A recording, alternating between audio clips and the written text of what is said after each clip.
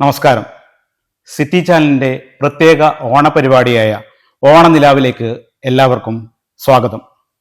ഇന്ന് നമ്മോടൊപ്പം അതിഥിയായിട്ടുള്ളത് പ്രശസ്ത മജീഷ്യൻ ഗോപിനാഥ് മുതുകാടാണ്. ഒരു മജീഷ്യൻ എന്നതിലുപരി ഒരു സാമൂഹിക പ്രവർത്തകൻ കൂടിയാണ് ഗോപിനാഥ് മുതുകാട്.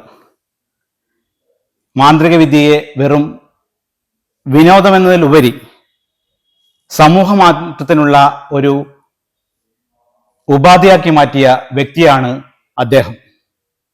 അദ്ദേഹമാണ് നമ്മുടെ ഇന്നത്തെ അതിഥിയായി ഓണനിലാവിൽ നമ്മോടൊപ്പം എത്തിയിരിക്കുന്നത്. സർ, സിറ്റി ചാനലിൻ്റെ ഓണനിലാവിലേക്ക് അങ്ങേക്ക് സ്വാഗതം. നമസ്കാരം. സാർ മാജിക്കുമായി ഈ പ്രണയം തുടങ്ങിയത് എപ്പോഴാണ്? ഞാൻ കുട്ടിക്കാലത്ത് പറഞ്ഞാൽ അച്ഛൻ്റെ മടിയിൽ ഇരുന്ന് കഥകൾ കേൾക്കാൻ തുടങ്ങിയ കാലം മുതൽ മാജിക്കിനോട് ഇഷ്ടമായിരുന്നു. കാരണം അച്ഛൻ അന്ന് പറഞ്ഞ കഥകളെല്ലാം മാജിക്കുമായിട്ട് ബന്ധപ്പെട്ട കഥകളായിരുന്നു. അപ്പോൾ ആ കഥകൾ കേൾക്കുമ്പോൾ സ്വാഭാവികമായിട്ടും മാജിക്കിനോടുള്ളൊരു താല്പര്യം തോന്നി. വാഴക്കുന്നം നമ്പൂതിരി എന്ന് പറയുന്ന കേരളത്തിലെ ഒരു മാന്ത്രിക മുത്തച്ഛൻ, ഒരു മഹാമാന്ത്രികനെ കുറിച്ച് നമ്മുടെ കേരളത്തിൽ അങ്ങോളം ഇങ്ങോളം പറഞ്ഞ് പ്രചരിപ്പിച്ച ഒരുപാട് അത്ഭുത കഥകളും അതിശയോക്തി നിറഞ്ഞ കഥകളും ഉണ്ടായിരുന്നു. ആ കഥകൾ കേൾക്കുമ്പോഴാണ് അതുപോലെ ഒരു മാന്ത്രികനാവണം എന്നുള്ളൊരു മോഹം മനസ്സിലുണ്ടാവുന്നത്. അന്നു മുതൽ തുടങ്ങിയതാണ്. 7ാമത്തെ വയസ്സിലാണ് ഞാൻ മാജിക് പഠിച്ചു തുടങ്ങുന്നത്. 10ാമത്തെ വയസ്സിലാണ് ഞാൻ ആദ്യമായിട്ട് പെർഫോം ചെയ്യുന്നത്. പിന്നീട് ഒരു 45 വർഷം മാജിക് മാത്രം ജീവിതത്തിൽ കൊണ്ട് നടന്ന ഒരു വ്യക്തിയാണ്.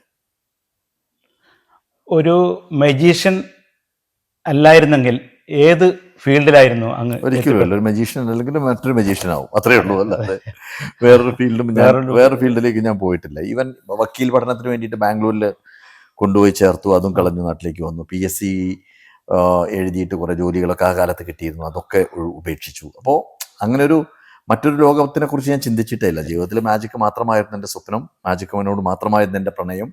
ആ ലോകത്താണ് ഞാൻ ജീവിച്ചത്. നമ്മൾ ഇപ്പോൾ ഈ പരിപാടി നടത്തുന്നത് ഓണത്തോടനുബന്ധിച്ചാണ്. കുട്ടിക്കാലത്തെ ഓണത്തെക്കുറിച്ച് താങ്കളുടെ ഓർമ്മ? നല്ല ഓർമ്മകളാണ്. കാരണം എൻ്റെ നാട് മലപ്പുറം ജില്ലയിലെ നിലമ്പൂരിൻ്റെ അടുത്ത് കവളമുക്കട്ട എന്ന് പറയുന്ന ഒരു ഗ്രാമമാണ്. അച്ഛൻ ഒരു കർഷകനായിരുന്നു, അമ്മ ഒരു സാധാരണ വീട്ടമ്മയായിരുന്നു. പ്രത്യേകിച്ച് ഔപചാരിക വിദ്യാഭ്യാസമൊന്നുമില്ലാത്ത ഒരു സാധാരണ ഫാമിലിയാണ് ഞങ്ങളുടെ. കർഷക കുടുംബമാണ്. വീട്ടിലെ ഇളയ മകനാണ് ഞാൻ. അപ്പോൾ സ്വാഭാവികമായിട്ടും ഓണത്തിൻ്റെ നനുത്ത നല്ല രസമുള്ള ഓർമ്മകളാണ് മനസ്സിൽ മുഴുവനുള്ളത്. പ്രത്യേകിച്ച് അച്ഛൻ ആ കാലത്ത് എന്താ പറയുക, ഈ അരിമാവ് കലക്കി ഞങ്ങളുടെ വീടിൻ്റെ ഉമ്മറത്ത് എന്ന് പറയുമ്പോൾ മുറ്റത്ത് ഇങ്ങനെ ചാണകം മെഴുകി അതിനകത്ത് അണിയുക എന്ന് പറഞ്ഞാൽ എനിക്കിവിടെ എന്താ കളം വരച്ച് കഴിഞ്ഞതിന് ശേഷം അതിൻ്റെ അടിയിൽ ഇങ്ങനെ എഴുതും ഉത്രാടം സുഖം, തിരുവോണം സുഖം എന്നൊക്കെ എഴുതി വയ്ക്കും.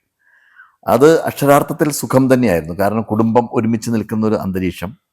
പ്രത്യേകിച്ച് എൻ്റെ ഓർമ്മ, അച്ഛനൊരു കർഷകനായതുകൊണ്ട് ഞങ്ങളെ കൊണ്ടൊക്കെ ഈ തേവര ഉണ്ടാക്കാൻ വേണ്ടിയിട്ട് മണ്ണ് കുഴപ്പിക്കുമായിരുന്നു. അപ്പം ഞങ്ങൾ തന്നെ ഞങ്ങൾക്ക് വേണ്ടിയിട്ടുള്ള തേവരെ മണ്ണ് വെട്ടി ഉണ്ടാക്കണം, അതിനകത്ത് വെള്ളം കോരി ഒഴിക്കണം, അതിനെ കുഴച്ച് കഴിഞ്ഞതിന് ശേഷം ഞങ്ങൾ തന്നെ ഉരുട്ടിയെടുത്തൊരു തേവരുടെ രൂപം ഉണ്ടാക്കണം. അപ്പം അതിനകത്ത് അച്ഛൻ്റെ നിർബന്ധം എന്ന് പറയുന്നത് അച്ഛൻ്റെ ഏറ്റവും വലുത്, തൊട്ടടുത്തത് അമ്മയുടേത്, പ്രായത്തിനനുസരിച്ചാണ്, മൂത്ത ജ്യേഷ്ഠൻ്റെത്. അങ്ങനെ പ്രായം കുറഞ്ഞ് 7 തേവര ഉണ്ടാക്കും. ഞങ്ങൾ 5 മക്കളും 2 അച്ഛനും അമ്മയും. എന്നിട്ട് ഇതെല്ലാം കൂടി ചേർത്ത് വെച്ചിട്ട് അതിൻ്റെ മേളിൽ കുറച്ച് പൂവൊക്കെ വിതറിക്കഴിഞ്ഞ് അച്ഛൻ ഈ കളം വരച്ചിട്ട് അതിൻ്റെ അടിയിൽ എഴുതി വയ്ക്കും ഉത്രാടം സുഖം എന്ന് എഴുതി വയ്ക്കും. അച്ഛൻ പറയും, ഇങ്ങനെ കുട്ടികളെ, നമ്മളിങ്ങനെ എല്ലാവരും കൂടി ഒരുമിച്ച് നിൽക്കുന്ന അത്രയും കാലം നമുക്ക് സുഖമുണ്ടാവും, അതുകൊണ്ട് എല്ലാവരും ഒരുമിച്ച് നിൽക്കുക എന്നുള്ളതാണ് അതിൻ്റെ പാഠം എന്നൊക്കെ പറഞ്ഞു തന്നിരുന്ന ഒരു സാധാരണ കർഷകനായിരുന്നൊരു അച്ഛൻ. നല്ല വാക്കുകൾ പറഞ്ഞിരുന്ന, നന്നായിട്ട് ചിന്തിക്കാൻ പ്രേരിപ്പിച്ചിരുന്ന ഒരച്ഛൻ. ആ അച്ഛൻ എന്നില്ല, അച്ഛൻ മരിച്ചുപോയി. അപ്പോൾ ആ ഒരു ഓർമ്മയാണ് എൻ്റെ മനസ്സിലുള്ളത്. പിന്നെ ഞങ്ങളന്ന് തൊട്ടടുത്താണ് കാട്, റിസർവ് ഫോറസ്റ്റ്. അപ്പോൾ അവിടെ പോയിട്ട് അന്നത്തെ കാലത്തൊന്നും ഇന്നത്തെ നിയമങ്ങളൊന്നും ഇല്ലല്ലോ. അപ്പോൾ അതുകൊണ്ട് ഞങ്ങൾ ഈ ചാലും വള്ളി എന്താ പറയുക, ഊഞ്ഞാലിടാൻ വേണ്ടിയിട്ടുള്ള ചാൽ എന്നാണ് അതിന് പറയുന്നത്, അവിടെ നിന്ന് ഞങ്ങൾ വെട്ടിക്കൊണ്ടുവന്ന് നല്ല ഉയരമുള്ള മാവിൻ്റെ മുകളിലോ ഒക്കെ അതിൻ്റെ കൊമ്പിൽ ഇങ്ങനെ ചാലിട്ടിട്ട് എല്ലാവരും കൂടി ചേർന്ന് ആടുന്നതും അച്ഛൻ്റെ മടിയിലിരുന്ന് ഞാൻ ആടുന്നതും ഒക്കെയുള്ള മനോഹരമായ മുഹൂർത്തങ്ങളാണ് മനസ്സിലുള്ളത്. അതുകൊണ്ട് ഓണം ഒരുപക്ഷെ അന്നത്തെ ഒരു സൗന്ദര്യമോ ഇതൊന്നും ഇപ്പോഴത്തെ കാലത്ത് എനിക്ക് അനുഭവിക്കാനും പറ്റുന്നില്ല. പിന്നെ പ്രത്യേകിച്ച് എല്ലാവരും ഒരു അണുകുടുംബമൊക്കെ മാറിയ സമയത്ത് എങ്കിലും ഈ ഒരു കാലത്തും ഓണം എന്നൊരു ആഘോഷം ഉണ്ടെങ്കിൽ തീർച്ചയായിട്ടും ഞാൻ അമ്മയുടെ കൂടെ ഉണ്ടാവണം എന്നുള്ളതാണ്. പക്ഷെ ഈ വർഷം നിർഭാഗ്യവശാൽ അമ്മയുടെ കൂടെ ഞാൻ ഓണത്തിനില്ല. കാരണം മക്കളെല്ലാം ഉണ്ടാവും, പക്ഷെ ഞാനുണ്ടാവില്ല. ഞാൻ അമേരിക്കയിലാണ് ഈ സമയത്ത്. കാസർഗോഡത്തെ ഈ പ്രോജക്റ്റിന് വേണ്ടിയിട്ടുള്ള ഓട്ടത്തിൻ്റെ ഇടയിൽ അമേരിക്കയിൽ പോയി കുറച്ച് ഇതിൻ്റെ സഹായങ്ങളൊക്കെ തേടാൻ വേണ്ടിയിട്ടുള്ളൊരു യാത്രയാണ്. അതാണ്. അന്നത്തെ ഓണവും ഇന്നത്തെ ഓണവും തമ്മിൽ ഒരു സാദൃശ്യം ചെയ്താൽ എങ്ങനെ ഉണ്ടായിരിക്കും? അല്ല, അതാണ് ഞാൻ പറഞ്ഞത്. എന്നെ സംബന്ധിച്ചിടത്തോളം അന്നത്തെ ഓണവും ഇന്നത്തെ ഓണവും തമ്മിൽ അജഗജാന്തരം എന്ന് വേണമെങ്കിൽ നമുക്ക് പറയാൻ സാധിക്കും. ഒരിക്കലും കമ്പാരിസൺ പറ്റാത്ത ഒരു കാലമാണ്. അപ്പോൾ അന്നത്തെ ആ ഒരു രീതിയേ അല്ലല്ലോ ഇപ്പോഴത്തത്. ചിന്താഗതികൾ റെഡിമെയ്ഡ് ആയിട്ട് മാറി. കാഴ്ചപ്പാടുകൾ മാറിപ്പോയി. അതെ, റെഡിമെയ്ഡ് ആയിട്ട് മാറിപ്പോയി. ഒരു കമേഴ്ഷ്യലായി പോയി ഓണത്തിന്റെ ഒരു അന്തരീക്ഷം എന്ന് പറയുന്നത്. പക്ഷേ ആ കാലത്ത് നമുക്കെല്ലാം വർഷത്തിലൊരിക്കൽ കിട്ടുന്ന പായസവും അല്ലെങ്കിൽ വർഷത്തിലൊരിക്കൽ കിട്ടുന്ന പുതിയ ഉടുപ്പുകളും ഒക്കെ വരുമ്പോൾ അതിൻ്റെ ഒരു മനോഹാരിതൊന്നും ഇപ്പോൾ ഇല്ല. ഒരിക്കലും നമുക്ക് അത് ആസ്വദിക്കാൻ സാധിക്കുന്നില്ല എന്നതാണ് എൻ്റെ അവസ്ഥ. ഇപ്പോൾ ഓണത്തിൻ്റെ അന്ന് നമുക്ക് സദ്യ വട്ടമൊക്കെ ഉണ്ടാക്കും. ഇന്നത്തെ ഇപ്പം ഹോട്ടലിലൊക്കെ ഓർഡർ ചെയ്താണ് സദ്യ കിട്ടുന്നത്. സാറിന് ഏറ്റവും ഇഷ്ടപ്പെട്ട ഓണം ഇപ്പോൾ ഏതാണ്? എനിക്ക് ഓലനാണ് ഏറ്റവും കൂടുതൽ ഇഷ്ടം. കാരണം അതിനകത്ത് പ്രത്യേകിച്ച് ഒന്നും ഇല്ലാത്ത ഒരു സാധനമാണല്ലോ ഓലൻ എന്ന് പറയുന്നത്. ഓലനാണ് എനിക്കിഷ്ടം. അന്നും ഇന്നും എനിക്ക് എൻ്റെ ഇഷ്ടം വിഭവങ്ങളിൽ വെച്ചിട്ട് ഏറ്റവും കൂടുതൽ ഇഷ്ടം എന്ന് പറയുന്ന ഓണത്തിൻ്റെ ഓലൻ എന്ന് പറയുന്ന സാധനമാണ് ഇഷ്ടം. സാറിന് ഒരു ഓണസമ്മാനം നൽകാൻ കഴിഞ്ഞാൽ, ആർക്കെങ്കിലും ഒരു ഓണസമ്മാനം നൽകണമെന്ന്, അത് ഏതായിരിക്കും താങ്കൾ തിരഞ്ഞെടുക്കുക? അന്നും ഇന്നും സ്വാഭാവികമായിട്ടും ഓണപ്പുടവ തന്നെയായിരിക്കും നമ്മൾ തിരഞ്ഞെടുക്കുന്നത്. കാരണം സംശയമൊന്നുമില്ല അതിനകത്ത്. അതിൻ്റെ ഒരു സൗന്ദര്യം ഒരിക്കലും നഷ്ടപ്പെട്ടിട്ടില്ല എന്നാണ് ഞാൻ വിശ്വസിക്കുന്നത്. ഈ മാജിക്കിനെ ഒരു ജനകീയ കലയാക്കി മാറ്റുന്നതിൽ സാറ് താങ്കളുടേതായ സംഭാവന നൽകിയിട്ടുണ്ട്. പണ്ടൊക്കെ നമ്മളൊരു മെജീഷ്യൻ എന്ന് പറഞ്ഞാൽ ഒരു ഗൂഢ സ്വഭാവത്തോടു കൂടി കാണുന്ന ഒരു ഇതായിരുന്നു ഉണ്ടായിരുന്നത്. എന്നാൽ താങ്കൾ ഈ മെജീഷ്യൻ ഈ ലോകത്തേക്ക് കടന്നു വന്നതോടുകൂടി കുട്ടികളെയും മാത്രമല്ല ആപാലവൃദ്ധ ജനങ്ങളെയും അതിലേക്ക് ആകർഷിക്കുന്ന രീതിയിൽ ആ കലയെ പ്രോത്സാഹിപ്പിച്ചുകൊണ്ടിരിക്കുന്നു. എങ്ങനെയാണ് അത് സാധ്യമാകുന്നത്? മാജിക് ഒരു കലയാണ്. ആ കലയാണെന്ന് തുറന്നു പറയാനുള്ള ഒരു താല്പര്യം മനുഷ്യനില്ല എന്നുണ്ടെങ്കിൽ, മാന്ത്രികനില്ല എന്നുണ്ടെങ്കിൽ സ്വാഭാവികമായിട്ടും അത് കലയല്ലാത്ത രീതിയിൽ ആളുകൾ കാണുകയുള്ളൂ. ഒരിക്കലും ഒരു നിഗൂഢ കല എന്ന് പറഞ്ഞ് മാജിക്കിനെ തള്ളിക്കളയാൻ പറ്റില്ല. എൻ്റെ ഓർമ്മ ശരിയാണെങ്കിൽ 1985 അന്ന് ഞാൻ മലയാറ്റൂർ രാമകൃഷ്ണനുമായിട്ട് പരിചയപ്പെട്ടതിന് ശേഷം മലയാറ്റൂർ സാറിൻ്റെ നിർദ്ദേശപ്രകാരം അന്ന് ടി എം ജേക്കബാണ് സാംസ്കാരിക വകുപ്പ് മന്ത്രി. അപ്പോൾ അന്ന് മജീഷ്യൻസിനോടൊക്കെ ഞാൻ പറഞ്ഞു, നമുക്കിതൊരു കലയായിട്ട് കാണണം, അതുകൊണ്ട് ഗവൺമെൻറ് ഇത് അപ്രൂവ് ചെയ്യണം എന്നുണ്ടെങ്കിൽ നമ്മൾ ഗവൺമെൻറ്റിലേക്ക് റിക്വസ്റ്റ് കൊടുക്കണം അറ്റ്ലീസ്റ്റ്. പക്ഷെ ഒരു മജീഷ്യനും എൻ്റെ കൂടെ വന്നില്ല. ഞാൻ തനിച്ച് പോയിട്ടാണ് ടി എം ജേക്കബിൻ്റെ ആപ്ലിക്കേഷൻ കൊടുക്കുന്നത്. ഡി ബാബു പോൾ IAS അന്ന് കൾച്ചറൽ സെക്രട്ടറിയാണ്. ഞാനൊരു 4 ദിവസം കഴിഞ്ഞ് നാട്ടിലേക്ക് വരുമ്പോൾ എൻ്റെ കവളമുക്കട്ട ഗ്രാമത്തിൽ നിന്ന് റേഡിയോയിൽ ഒരു അനൗൺസ്മെൻറ്റ് കേൾക്കുന്നു, മാജിക്കിനെ സംഗീത നാടക അക്കാദമിയുടെ പരിധിയിൽ ഉൾപ്പെടുത്തിക്കൊണ്ട് ഗവൺമെൻറ് ഓർഡറായി എന്ന് പറഞ്ഞു. വലിയ സന്തോഷമായിരുന്നു. അത് ഒരു വലിയ വളർച്ചയാണ്, മാജിക്കിൻ്റെ ഒരു വലിയ സ്റ്റെപ്പാണ്. അപ്പോൾ എന്നും ഒരു കല എന്നുള്ള രീതിയിൽ അവതരിപ്പിക്കാനാണ് ഞാൻ മാജിക്കിനെ ഉപയോഗിച്ചിട്ടുള്ളത്. എല്ലാ സ്റ്റേജിലും ഞാൻ പറയുമായിരുന്നു, ഒരു തരത്തിലുള്ള അമാനുഷിക സിദ്ധിയും എനിക്കില്ല, ഒരു പച്ച മനുഷ്യനാണ്, നൃത്തം പഠിക്കുന്നത് പോലെ മാജിക് പഠിച്ചെടുത്ത ഒരു കലയാണ്. അതുകൊണ്ട് ആ ഒരു വിളംബരത്തോടു കൂടിയിട്ടാണ് ഞാൻ എപ്പോഴും പെർഫോമൻസ് ചെയ്തിട്ടുള്ളത്. ഒരിക്കലും ഒരു അമാനുഷിക സിദ്ധി അവകാശപ്പെടാനോ അല്ലെങ്കിൽ ഒരു നിഗൂഢമായിട്ടുള്ളൊരു കലാസിദ്ധി എനിക്കുണ്ടെന്ന് പറയുവാനോ ഞാൻ ഒരിക്കലും താല്പര്യം കാണിച്ചിട്ടില്ല. മാജിക് അന്നും ഇന്നും എന്നും ഒരു കല എന്നുള്ള രീതിയിൽ കാണാൻ മാത്രമാണ് കൊതിച്ചിട്ടുള്ളത്, അതിനു വേണ്ടിയിട്ടാണ് ശ്രമിച്ചിട്ടുള്ളത്, അതിലൂടെയാണ് പോയിക്കൊണ്ടിരിക്കുന്നത്. ഇപ്പോൾ താങ്കൾ കേരളത്തിൻ്റെ തെക്കേയറ്റത്തുനിന്ന് ഇവിടെ വന്ന് ഈ IIPD കാസർഗോഡ് ജില്ലയിൽ സ്ഥാപിക്കാനുണ്ടായ കാരണം എന്നാ? പ്രത്യേകിച്ച് അറിയാമല്ലോ, ഞാൻ ഇവിടെ വെച്ചിട്ടാണ് കാസർഗോഡ് ഒരു പ്രോഗ്രാം നടത്താൻ വേണ്ടി വന്നപ്പോഴാണ് എൻ്റെ ജീവിതത്തിൽ ആദ്യമായിട്ട് ഇത്തരം ഒരു ലോകത്തെക്കുറിച്ച് ഞാൻ തിരിച്ചറിയുന്നത്. അതുവരെ എന്നെ സംബന്ധിച്ചിടത്തോളം ഡിസബിലിറ്റി സെക്ടർ എൻ്റെ ലോകമായിരുന്നില്ല. ഞാൻ മാജിക്കിന് മാത്രം സ്വപ്നം കണ്ട് മാജിക്കിന് വേണ്ടി മാത്രം ഉപാസിച്ച് നടന്നൊരു വ്യക്തിയായിരുന്നു. പക്ഷെ ഒരു ദിവസത്തെ കാഴ്ച, ഒരു ദിവസം ഒരു അമ്മ പറഞ്ഞ ചില വാക്കുകൾ, ചില യാഥാർത്ഥ്യങ്ങൾ, ഇത് തിരിച്ചറിഞ്ഞപ്പോഴാണ് എൻ്റെ ജീവിതം മുഴുവൻ മാറി മറിയുന്നത്. അപ്പോൾ സ്വാഭാവികമായിട്ടും കാസർഗോഡ് എന്തെങ്കിലും ചെയ്യുക എന്ന് പറയുന്നത് വളരെ പ്രധാനമാണ്. 2016 കാര്യമാണ് ഞാൻ പറയുന്നത്. പിന്നെ അതിനുശേഷം ഷൈല ടീച്ചറുമായിട്ടുള്ളൊരു ബന്ധത്തിൻ്റെ അടിസ്ഥാനത്തിലാണ് ഞാൻ ആദ്യം ഈ ഡിസബിലിറ്റി സെക്ടറിലേക്ക് കടന്നു വരുന്നത്. മിനിസ്റ്ററായിരുന്നു അന്ന്, സോഷ്യൽ ജസ്റ്റിസ് മിനിസ്റ്ററായിരുന്നു. അത് കഴിഞ്ഞ് ഇപ്പോൾ MK ലൂക്ക എന്ന് പറയുന്ന ഒരു വ്യക്തിയാണ് ഇവിടെ കാസർഗോഡ് ലാൻഡ് മേടിച്ചു തന്നത്. അപ്പം അദ്ദേഹം, ഞാൻ എൻ്റെ ഒരു പ്രസംഗം കേട്ടിട്ടായിരിക്കണം, അദ്ദേഹം പറഞ്ഞു, തിരുവനന്തപുരത്ത് തുടങ്ങിയതുപോലെ കാസർഗോഡ് ഒരു പ്രോജക്റ്റ് സ്റ്റാർട്ട് ചെയ്യുകയാണെങ്കിൽ ഞാൻ സ്ഥലം മേടിച്ചു തരാമെന്ന് പറഞ്ഞു. സ്ഥലം മേടിച്ചു തന്നു. നിർഭാഗ്യവശാൽ അദ്ദേഹം ഈ ഭൂമി വിട്ടുപോയി. മരിക്കുന്നതിന് മുമ്പ് കൈപിടിച്ച് ഏൽപ്പിച്ചു, ഇത് ചെയ്യണം എന്ന് ഏൽപ്പിച്ചു പോവുകയും ചെയ്തു. അപ്പോൾ ആ റെസ്പോൺസിബിലിറ്റി കൂടിപ്പോയി. പിന്നെ എൻഡോസൾഫാൻ ദുരിതബാധിതരായിട്ടുള്ള കുട്ടികൾ കാസർഗോഡാണുള്ളത്. അപ്പോൾ ഇതെല്ലാം കൂടി ചേർത്ത് വയ്ക്കുമ്പോൾ കാസർഗോഡാണ് ഇത് ഏറ്റവും ആവശ്യം എന്ന് മനസ്സിലാക്കിക്കൊണ്ടാണ് ഇങ്ങനത്തെ ഒരു പ്രോജക്റ്റ് ഇവിടെ ചെയ്യുന്നത്. ഈ IIPDയിൽ താങ്കൾ സാക്ഷാത്കരിക്കാൻ ഉദ്ദേശിക്കുന്ന ഏറ്റവും വലിയ മാറ്റം എന്താണ്? ഒരു ഇന്ത്യക്കൊരു മോഡൽ എന്നുള്ള രീതിയിലേക്കാണ് നമ്മൾ ഈ ഡിസബിലിറ്റി സെക്ടറിൽ ഇതൊരു സ്ഥാപനം പ്ലാൻ ചെയ്യുന്നത്. അതായത് ഇപ്പോൾ ഫോർ എക്സാമ്പിൾ ഇപ്പോൾ ചില ബ്ലൈൻഡ് സ്കൂളുകളുണ്ട്, ചില ഹിയറിംഗ് ഇമ്പയർഡ് ആയിട്ടുള്ള കുട്ടികൾക്ക് വേണ്ടി മാത്രമുള്ള സ്ഥലമുണ്ട്, ഓട്ടിസം സ്കൂളുകളുണ്ട്. പക്ഷേ എല്ലാ ഡിസബിലിറ്റി സെക്ടറും കൈകാര്യം ചെയ്യുന്ന രീതിയിൽ മറ്റുള്ള രാജ്യങ്ങളിലെല്ലാം ഡിസബിലിറ്റി ഉള്ള ആളുകളെ എങ്ങനെയാണ് സഹായിക്കുന്നത്, അതിനുള്ള സജ്ജീകരണങ്ങൾ എന്താണ്, അതിനു വേണ്ടിയുള്ള തെറാപ്പി സംവിധാനങ്ങൾ എന്താണ്, അതെല്ലാം ഇങ്ങോട്ട് കൊണ്ടുവരിക എന്ന് പറയുന്ന ഒരു വളരെ വലിയൊരു കാഴ്ചപ്പാടോട് കൂടിയിട്ടാണ് ഈ പ്രോജക്റ്റ് പ്ലാൻ ചെയ്തിരിക്കുന്നത്.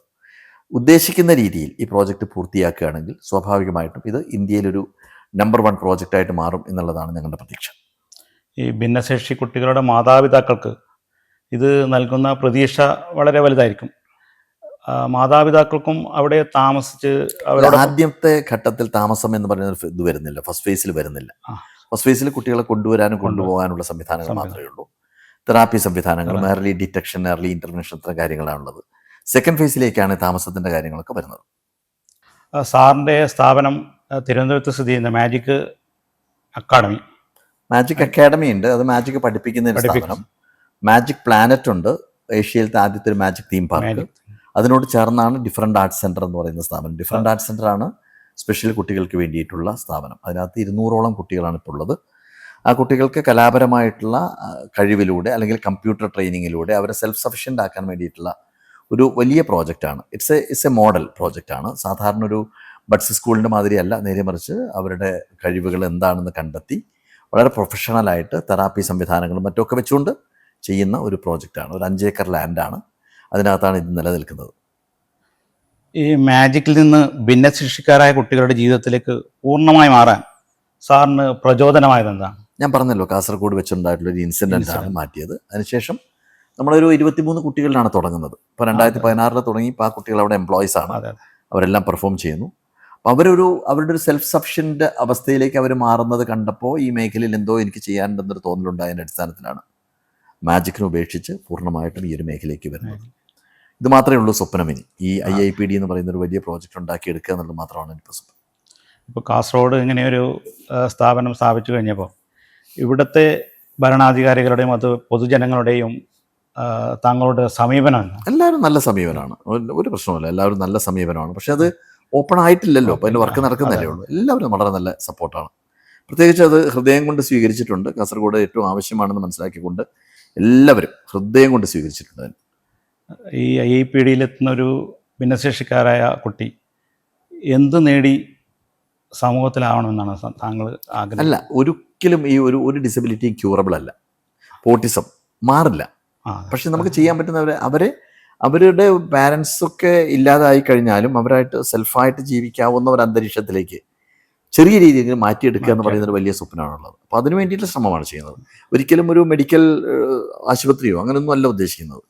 നേരെ മറിച്ച് ഇതിനകത്ത് പ്രോപ്പറായിട്ടുള്ള തെറാപ്പി കൊടുക്കുക, അതിനുള്ള സംവിധാനങ്ങൾ ഉണ്ടാക്കിയതാണ് ഉദ്ദേശിക്കുന്നത്. ക്രമേണ അവരുടെ ജീവിതത്തിൽ മാറ്റം ഉണ്ടാക്കുന്നതാണ്.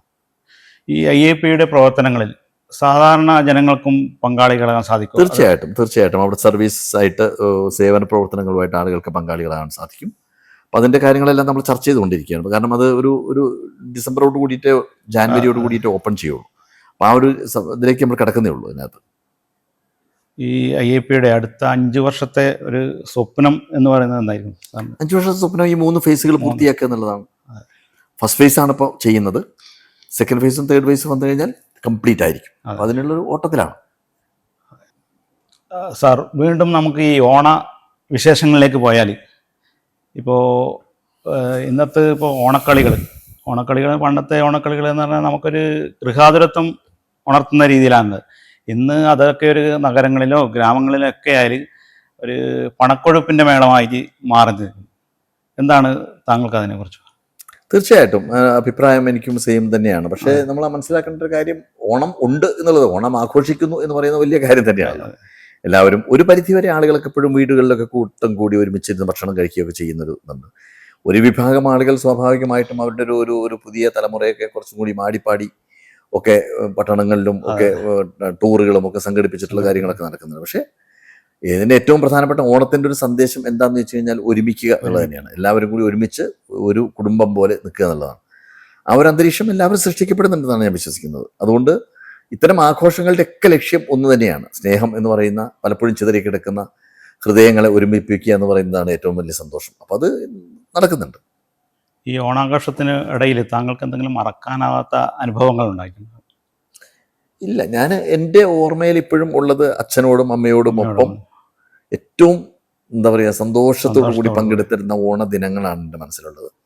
അതിൻ്റെ ഓർമ്മയ്ക്കപ്പുറം വേറൊരു ഓർമ്മ എനിക്ക് ചേർത്ത് വെക്കാനില്ല എന്നുള്ളതാണ്. കാരണം നമ്മളങ്ങനെ കാത്തിരിക്കുമല്ലോ, ഒരു വസ്ത്രം ധരിക്കാൻ വേണ്ടി, പുതിയ വസ്ത്രം ധരിക്കാൻ വേണ്ടിയിട്ട്, അതിൻ്റെ സ്മെല്ല് ആസ്വദിക്കാൻ വേണ്ടിയൊക്കെ കാത്തിരിക്കുമ്പോൾ അത് കൊണ്ടുവരുന്ന ഒരു ബാഗിനകത്ത് കൊണ്ടുവരികയും നമ്മുടെ മുമ്പിൽ വെച്ചേരുകയും ചെയ്യുന്ന സമയത്ത് ഉണ്ടാകുന്ന സന്തോഷം അതിലപ്പുറം നമുക്ക് വേണ്ടത്. അതൊക്കെ തന്നെയാണ് വിസ്മരിക്കാനാവാത്ത എൻ്റെ ചിന്തകൾ. പഴയ കാലത്ത് നമ്മളിപ്പോൾ ഒരു വീട്ടിലാണെങ്കിൽ കൂട്ടുകുടുംബമായിരിക്കും. അപ്പോൾ കുറേ ആളുകളുണ്ടാവും. അതെ അതെ, അവരൊക്കെ അതെ വന്നു ചേർന്ന് ഓണം ആഘോഷിക്കാവുന്ന ഒരു തീർച്ചയായും നല്ല കാര്യം തന്നെയാണ്. ഇന്നത്തെ കാലത്ത് അച്ഛൻ, അമ്മ, 2 കുട്ടികൾ, അതെ അതെ, അങ്ങനെ ഒരു അണുഗുണവുമായിട്ട് മാറി. അതെ അതെ. യുദ്ധ ഭീതികൾക്കിടയിലും ഈ വർഷത്തെ ഓണം ആഘോഷം അങ്ങനെ തകൃതിയായി നടന്നുകൊണ്ടിരിക്കുകയാണ്. അപ്പോൾ താങ്കൾക്ക് എന്താണ് സിറ്റി ചാനലിൻ്റെ പ്രേക്ഷകരോട് പറയാനുള്ളത്? ഒറ്റ കാര്യമുള്ളൂ, ഓണം ഒരുമയുടെ ആഘോഷമാണ്, സന്തോഷത്തിൻ്റെ ആഘോഷമാണ്, കൂട്ടുചേരലിൻ്റെയും ചേർത്ത് നിർത്തലിൻ്റെയും ആഘോഷമാണ്. എല്ലാവരും സന്തോഷമായിരിക്കുക എന്ന് മാത്രമാണ് പറയാനുള്ളത്. സ്നേഹമാണ് ഏറ്റവും വലിയ ഇന്ദ്രജാലം എന്ന് വിശ്വസിക്കുന്ന ഒരാളാണ് ഞാൻ. അതുകൊണ്ട് സ്നേഹം കൊടുത്തും സ്നേഹം വാങ്ങിച്ചും ഒരുമിച്ച് സ്നേഹം പങ്കുവച്ചും നമുക്ക് ഒരുമിച്ച് ഈ ഓണവും സെലിബ്രേറ്റ് ചെയ്യാം. നമ്മളെപ്പോഴും മനസ്സിലാക്കേണ്ടത് സ്നേഹമുള്ള ഒരു അന്തരീക്ഷത്തിൽ മാത്രമേ സ്നേഹം വളരുകയുള്ളൂ. അതുകൊണ്ട് എനിക്ക് സ്നേഹം ലഭിക്കണം എന്ന് പറയുന്നതിനേക്കാൾ അപ്പുറം സ്നേഹം കൊടുക്കണം എന്നുള്ളൊരു മനോഭാവത്തോടു കൂടി നമുക്കെല്ലാവർക്കും ഒരുമിച്ച് പരസ്പരം സ്നേഹിക്കാം. എല്ലാവർക്കും വിസ്മയകരമായ ഓണാശംസകൾ നേരുന്നു. തിരക്കേറിയ ഈ ജീവിതത്തിനിടയിലും സിറ്റി ചാനലിൻ്റെ പ്രേക്ഷകരുമായി ഓണത്തെക്കുറിച്ചും അതുപോലെ തന്നെ തൻ്റെ സ്വപ്നമായ IIPD, അത് കാസർഗോഡ് ജില്ലയിൽ വരാൻ പോകുകയാണ്, അതിനെക്കുറിച്ചുള്ള കാര്യങ്ങളുമൊക്കെ നമ്മോട് സംസാരിച്ച ഗോപിനാഥ് മുതുകാടിന് സിറ്റി ചാനലിൻ്റെ പ്രേക്ഷകരുടെയും അതുപോലെ തന്നെ സിറ്റി ചാനലിൻ്റെയും എല്ലാ ഓണാശംസകളും നേരുന്നു. Thank you so much.